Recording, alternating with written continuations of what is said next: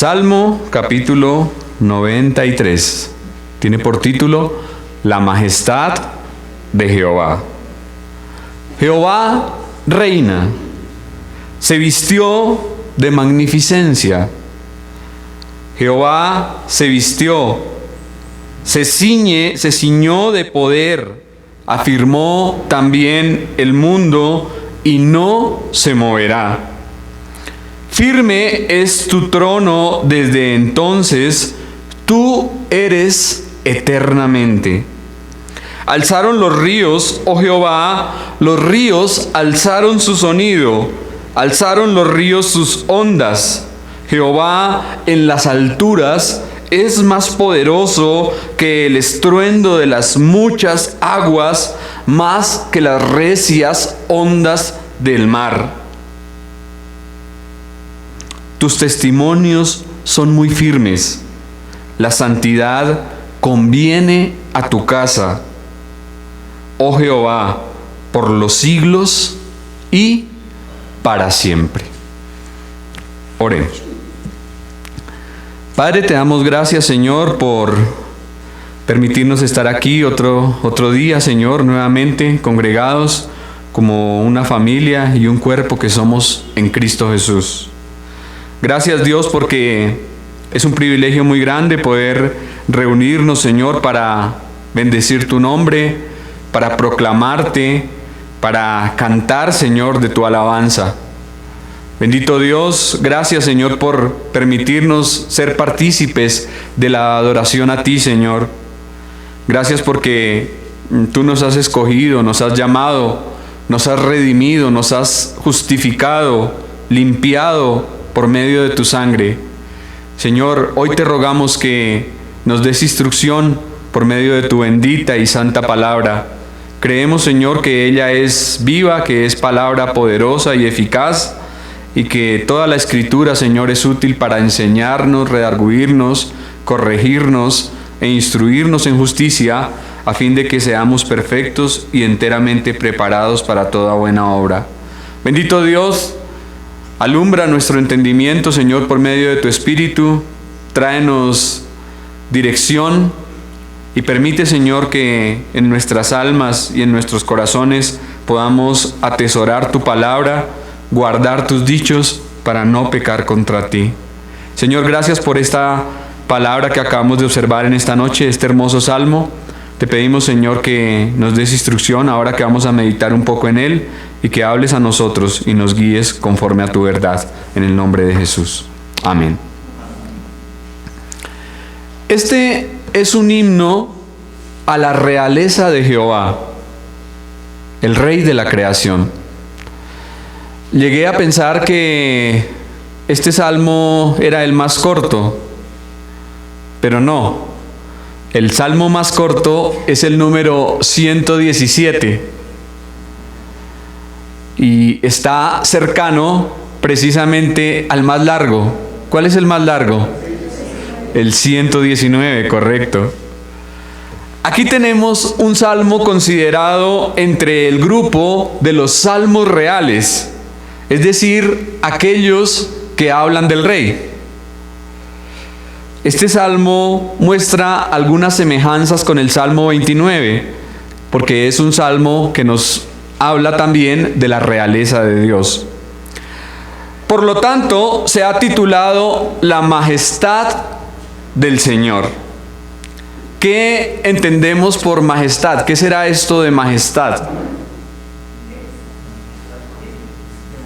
¿Qué indica esa palabra? Grandeza, soberanía, dignidad, gloria, esplendor, solemnidad. En los primeros dos pasajes se habla de la magnificencia del Creador, es decir, de la magnificencia de Dios. Luego, en los dos siguientes, es decir, en el 3 y el 4, se habla de la creación magnífica del Rey. Y en el último pasaje, en el 5, de la palabra y la santidad del Rey. La tradición judía declara que desde este Salmo 93 hasta el 99 son himnos que predicen alguna de las obras de Cristo, del Mesías. También se dice que este salmo fue usado después del cautiverio en los servicios del templo. Es decir, era uno de los himnos que se entonaba cuando se rendía adoración a Dios en aquel lugar. Y que quizás se escribió durante la invasión de Sennacherib, narrada en el capítulo 18 del segundo libro de los Reyes. Aquí el autor del himno se goza en la soberanía de Dios. Dice: Jehová reina con magnificencia, con gran esplendor y poder. El tema es su supremacía en la creación y en la providencia, por lo cual se nos desafía a proclamar que Dios reina.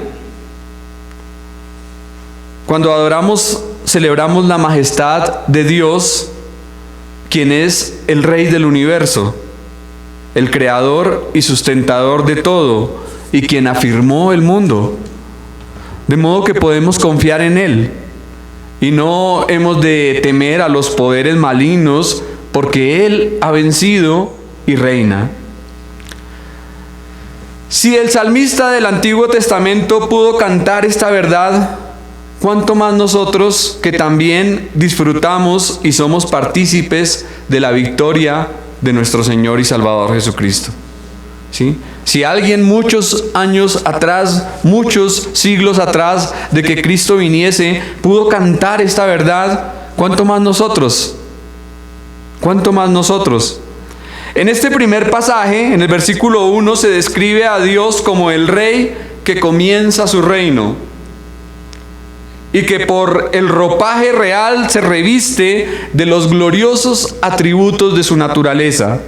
El resultado de tal gobierno se evidencia en la estabilidad y en la firmeza del mundo, porque dice que no será conmovido.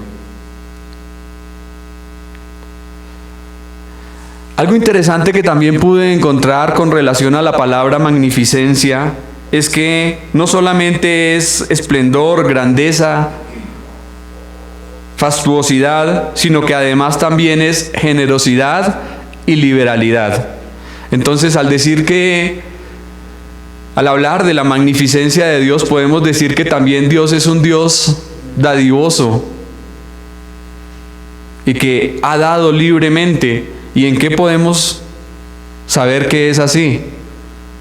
¿Cómo podemos decir que Dios es un Dios dadivoso? Porque de tal manera amó Dios al mundo que ha dado a su Hijo unigénito, para que todo aquel que en Él cree no se pierda, mas tenga vida eterna. ¿Sí? Dios es un Dios dadivoso. También es alguien sumamente bondadoso, que lo ha entregado todo sin reservas por salvarnos. El problema de los hombres es que no pueden ver lo bueno y lo desprendido que Dios ha sido con ellos. Tampoco aceptan su reinado, porque no quieren someterse a su señorío y voluntad. El problema de muchos hombres es que no quieren que Cristo sea el Señor de sus vidas, y por eso rehúsan en creerle. Hoy por ahí leía un comentario de alguien que decía: no necesito a Dios.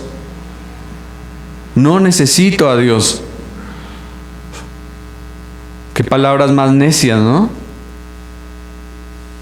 Qué torpeza tan grande. ¿Quién puede decir que no necesita a Dios si es que por Él nos movemos, por Él respiramos, por Él tenemos la vida?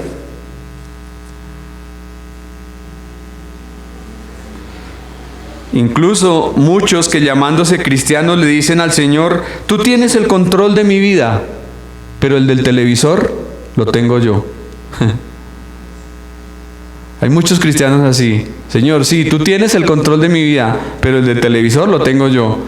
Es decir, que Dios no puede controlar lo que ellos quieren ver. ¿Y será que al decir de esta forma permitimos que Cristo sea el Señor de nosotros? Si hablamos de señorío, es un señorío total. Un esclavo en el Antiguo Testamento o un esclavo en el pasado no podía decir, no, es que tú eres mi señor solamente para ciertas cosas, pero para otras no. No, si es un esclavo y tiene que hacer todo lo que su señor le mande. Tiene que obedecer en todo. Pero tristemente, en muchos casos no hay una rendición total y absoluta al señorío de Cristo. Entonces es falso declararle como rey. Si yo no me someto a Cristo, si no le entrego a Él mi vida, si no me someto a su voluntad, no puedo decir que Él sea mi Señor. No puedo hablar de que Cristo sea mi Señor cuando no le rindo mi vida a Él. Versículo 2. Firme es tu trono desde entonces, tú eres eternamente. El trono de Dios es firme. ¿Qué significa esa palabra? Firme, inamovible, sólido, estable. Él creó todo lo que existe, por tanto reina y señorea desde antaño, desde la antigüedad y por la eternidad. Dios no llegó a ser rey ahora, siempre lo ha sido. Él siempre lo ha sido, porque todo le pertenece por derecho, porque Él lo creó. A pesar que veamos el mundo actual y parezca que no tiene ningún control, porque podemos decir, bueno, pero como mucha gente dice, ¿dónde está Dios? ¿Sí? Si Dios reina, ¿por qué vivimos en un mundo tan cargado de maldad? ¿Por qué tanta muerte? ¿Por qué tanta hambre? ¿Tanta injusticia? ¿Tanta violencia? Si Dios reina, entonces, ¿por qué tanto caos y tanto desorden? ¿Y qué podemos decirle a estas personas?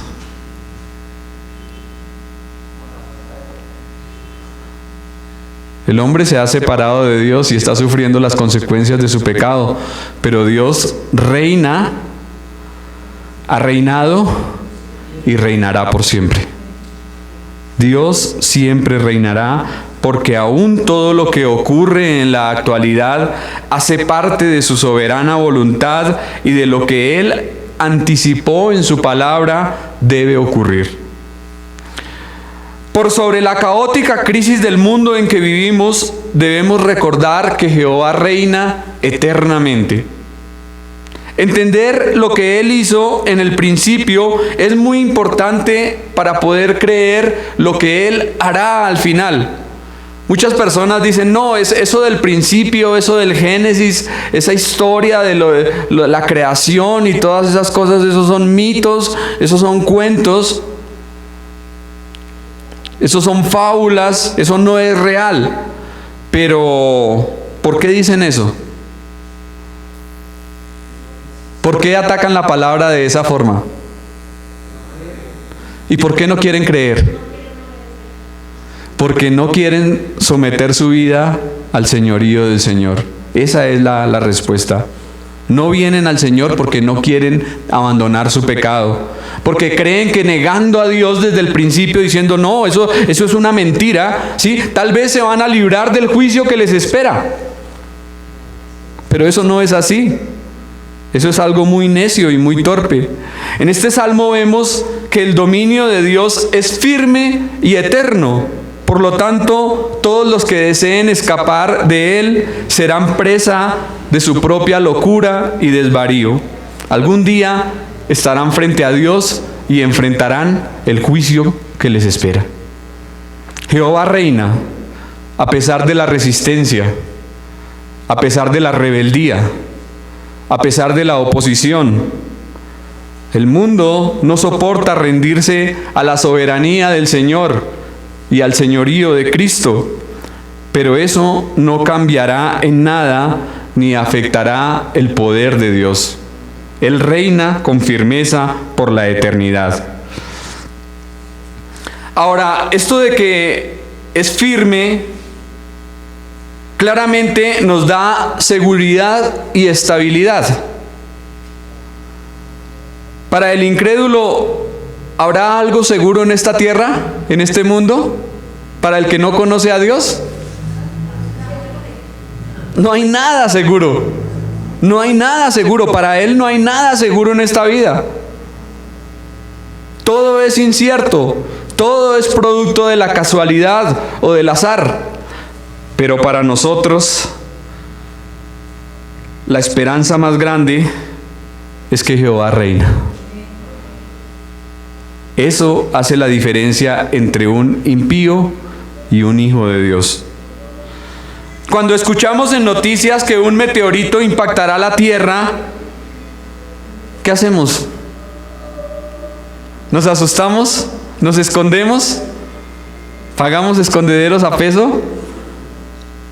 Si las noticias dicen que un meteorito mañana va a impactar la tierra, ¿qué hacemos?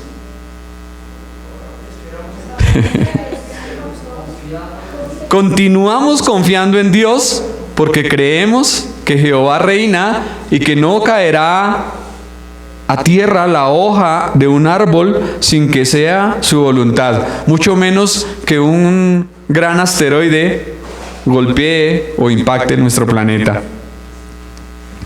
Pero el impío no tiene ninguna seguridad, porque como ya les dije, para él todo depende del azar y de la suerte. Versículos 3 y 4. Alzaron los ríos, oh Jehová, los ríos alzaron su sonido, alzaron los ríos sus ondas.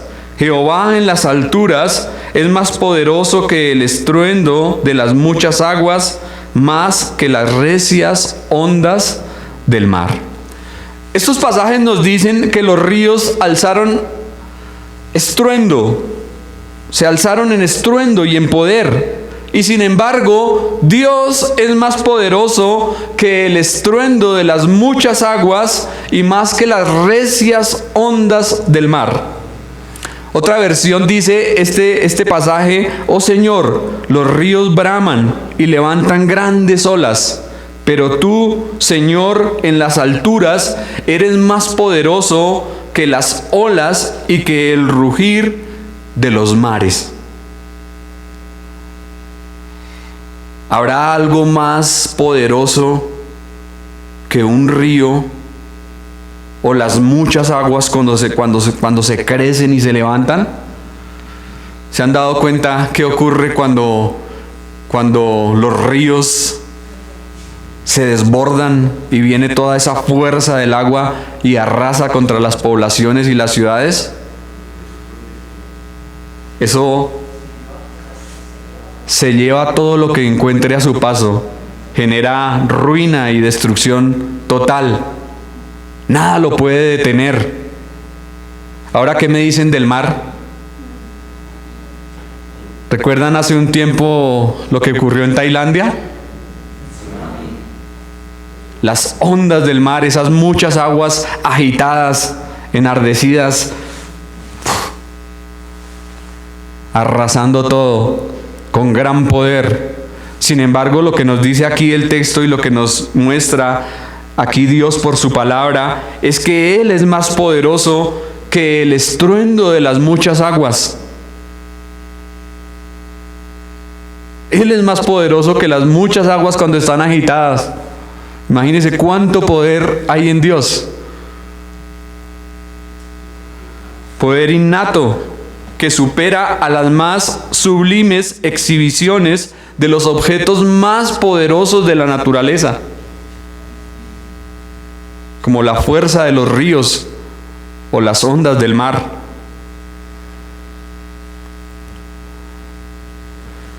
Este salmo nos indica que el poder de Dios es aún mayor. La idea que inspira este poema real es que después de estas cosas, que son barridas por las muchas aguas, las naciones hostiles o los poderes del mal, Jehová permanece firme. ¿Sí? Él está por encima de todo esto. Tal vez en el contexto bíblico las muchas aguas representan a las naciones, ¿no? Si miramos muchos pasajes de la Escritura, las aguas nos hablan de naciones, de pueblos, de lenguas, tribus, multitudes, ¿sí? Pero Jehová está en su trono firme. allí inconmovible, por encima de todo y por encima de todas las naciones, Él reina. Pensar en la firmeza de la creación hace que el salmista también piense en la firmeza de la revelación de Dios. Por lo tanto, dirá en el último pasaje, versículo 5, tus testimonios son como muy firmes. La santidad conviene a tu casa.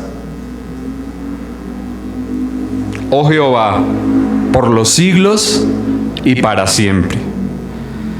Tus testimonios son muy firmes. Nótese que no dice firmes, sino muy firmes. ¿Qué idea nos dan esas palabras, esa expresión? ¿Qué pensamos al mirar esto?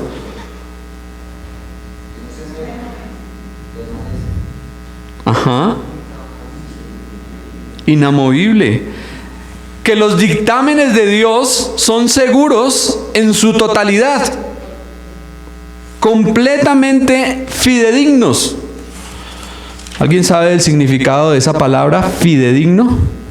No me vaya a decir que es el nombre de su vecino.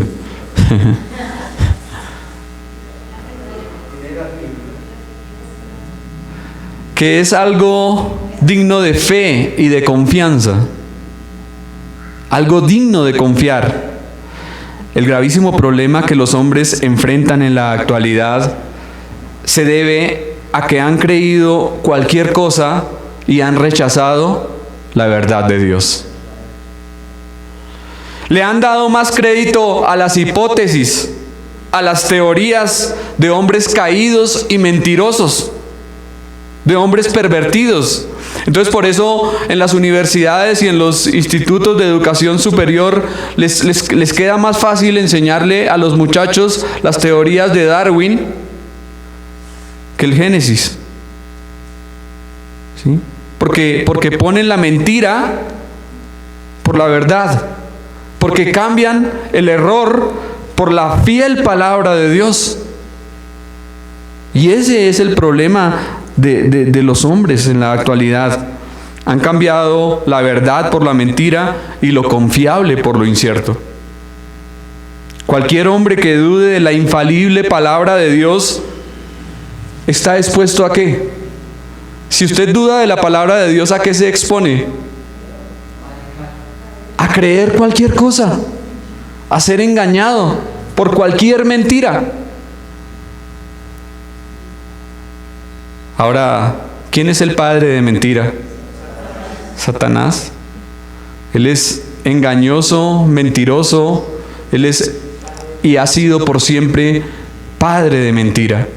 Él está detrás de todas las mentiras que se promueven, de todas las herejías, de todas las blasfemias, de todas las falsas enseñanzas. Él está promoviendo todo eso, porque claro, Él no quiere que los hombres lleguen al conocimiento de la verdad. Él no quiere que los hombres conozcan la palabra de Dios. Mire cuántos siglos estuvo Satanás escondiendo la palabra por medio de la religión tradicional, el oscurantismo. ¿Han leído algo de esa época en la historia? ¿Qué saben del oscurantismo?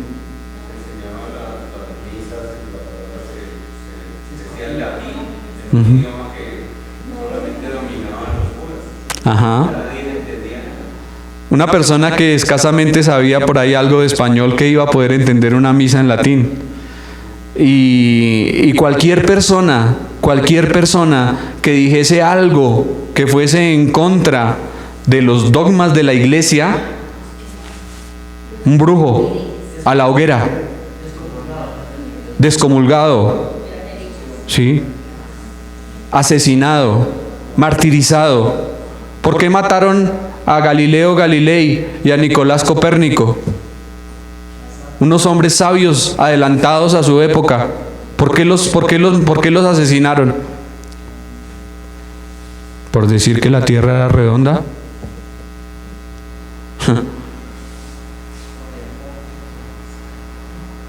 Terrible, ¿no? Entonces mire usted que lo que estoy diciendo es verdad. Pero al final, cuando Dios cumpla todas las promesas que ha hecho, incluyendo la derrota de sus enemigos y el establecimiento de su justo reinado, diremos cómo ha hecho aquí el salmista: tus testimonios son firmes en gran manera. El cielo y la tierra pasarán, mas su palabra permanecerá para siempre. Ni una tilde, ni una jota quedarán sin cabal cumplimiento, porque las Escrituras descansan en la integridad del Rey. Lo que Dios ha dicho se cumplirá. Y ante tal firmeza que existe en Dios y en su creación, en su trono y en su palabra, obviamente debemos ofrecer un culto, ¿cómo? Entendiendo todo esto de Dios, que Él es firme, que su trono es firme, que su creación es firme y que su palabra es firme. ¿Cómo debemos adorarle? ¿Cómo debemos darle culto? En santidad, en amor que lleve temor, un temor reverente que nos lleve a adorarle por lo que Él es. Entonces termina este himno con la siguiente afirmación: la santidad conviene a tu casa, oh Jehová, por los siglos y para siempre. La santidad es la hermosura del templo, el adorno del lugar en el cual Dios moraba. Antiguamente Dios habitó ¿en dónde? En el tabernáculo y en el templo. Ahora habita ¿en dónde? En nosotros. Dice Dios: ya no habitaré más en ninguna casa hecha por hombres. Ahora andaré en medio de ellos, habitaré entre ellos. Nuestro Señor dijo antes de partir: he aquí, yo estoy con vosotros todos los días hasta el fin del mundo. ¿Y cómo habita Dios hoy en el creyente? ¿Por medio de quién? De su Espíritu Santo, correcto. Si en esos lugares del pasado, el tabernáculo y el templo, debía existir consagración y separación para Dios de todo lo que había allí, si era un lugar reverenciado y santo entre el pueblo, porque allí se manifestaba la presencia y la gloria de Dios, ¿cuánto más ahora nosotros que hemos sido sellados con su Espíritu de forma permanente? Era delicado ministrar en el templo. Muchos sumos sacerdotes murieron en el lugar santísimo. Los demás sacerdotes tenían que alarlos porque no podían entrar a sacarlo, porque también quedaban muertos. Imagínense ese lugar de reverencia, de temor y de respeto santo hacia Dios. Pero entonces podemos pensar: no, pero como nosotros hoy en día somos templos de Dios, entonces podemos hacer lo que queramos y vivir como queramos.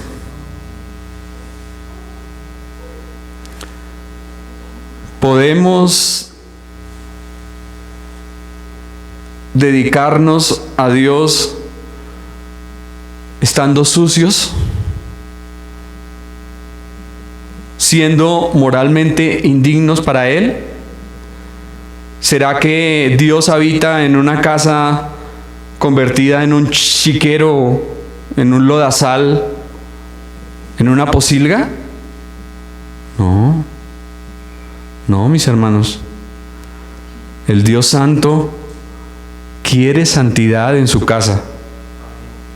Desea la santidad en tu casa. Consagrarnos a Él en santidad.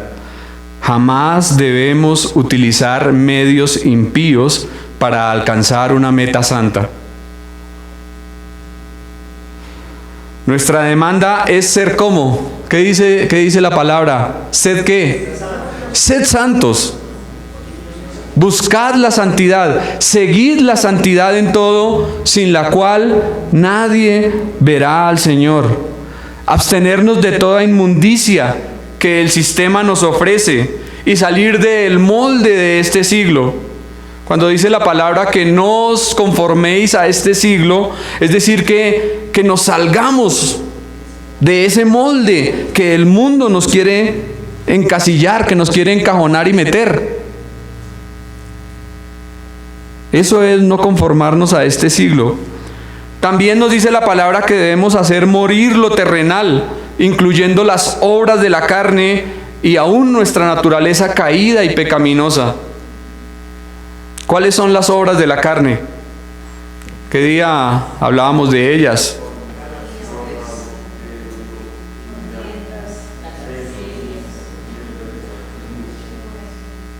Una lista larga, ¿no? Pleitos, celos, iras, contiendas, disensiones, divisiones, herejías, orgías, hechicerías, borracheras, mentiras, homicidios, enemistades, pleitos. Todas esas cosas son obras de la carne. Entonces, debemos de hacer morir esas cosas.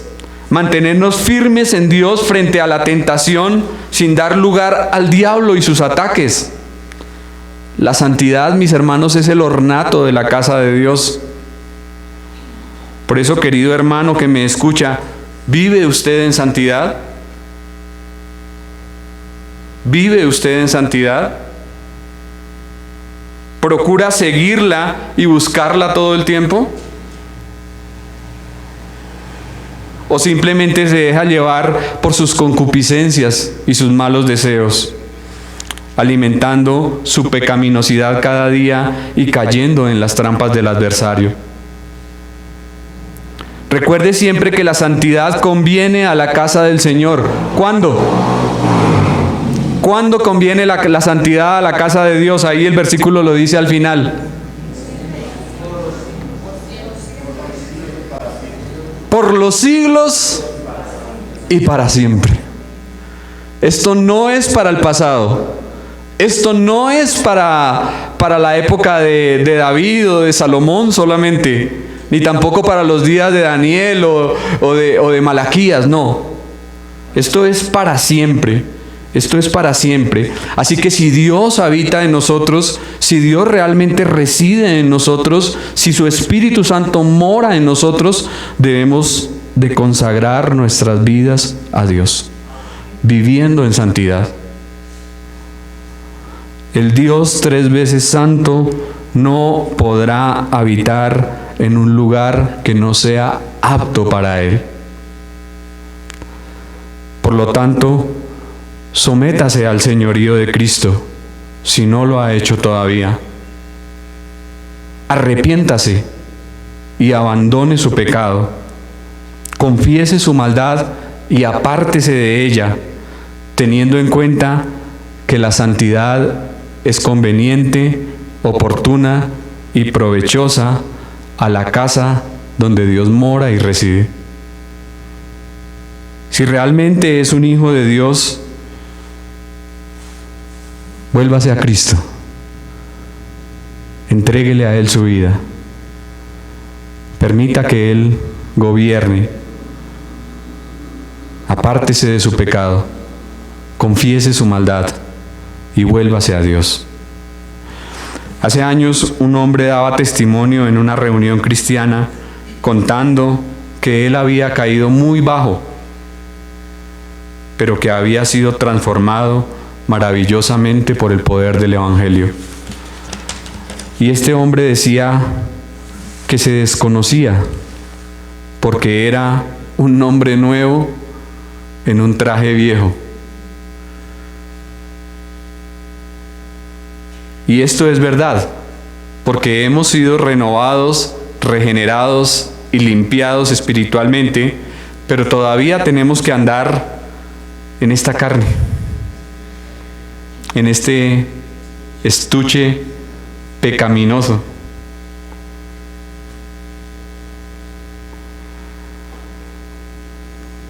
Mientras que nos encontremos con Cristo, Sin embargo, la palabra del Señor nos demanda que debemos hacer ¿qué cosas? Despojarnos de todo peso y del pecado que nos asedia y correr la carrera que tenemos por delante, puestos los ojos en Jesús, el autor y consumador de la fe. Despójese del pecado. Eso es una maleta que no tiene por qué seguir cargando. Revístase de Cristo. Revístase de Cristo. La gente generalmente piensa en vestirse bien, ¿no? ¿A quién le gusta salir mal arreglado o mal presentado? A nadie, ¿no? Todos queremos vernos como lo mejor posible. Entonces uno se arregla, se mira al espejo, lustra los zapatos, le quita las arrugas al pantalón, ¿sí? Porque quiere verse bien. Pero, ¿para qué estar bien en lo exterior cuando no ha habido un cambio en el interior? Eso es como si cogiésemos un vestido de Prada o de Yves Saint Laurent y se lo ponemos a un leproso.